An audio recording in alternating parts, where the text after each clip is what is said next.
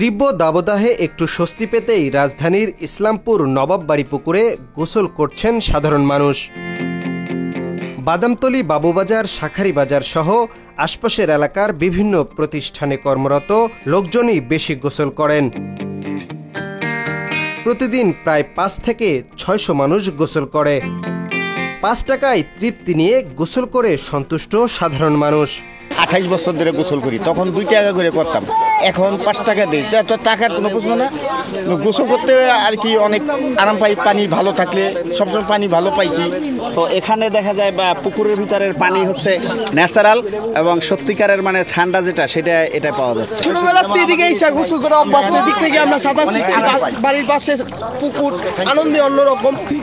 দেশে যেমন দুবাই করতাম ওরকম এখন ঢাকায় পাইছি। মানে সাঁতার শেখানোর যে একটা জায়গা, এটা এই পুকুর থাকার কারণেই সম্ভব। যেমন আমার ছেলে সাঁতার শিখছে, এই পুকুরেই সাঁতার শিখিয়েছি আমি নিজে।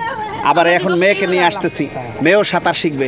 বাবার সাথে আসছি সাঁতার শিখতে, যখন স্কুল বন্ধ থাকে তখন আসি। এখানে গোসল করতে ব্যবহার করা যাবে না সাবান, শ্যাম্পু। গোসল শেষে কাপড় পরিবর্তন করার জন্য পাশে আছে পোশাক বদলের স্থান।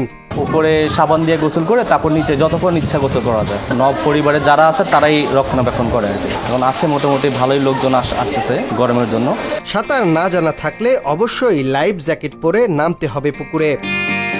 বিশাল এই পুকুর রক্ষণাবেক্ষণের জন্য রয়েছে ৪ জন কর্মী।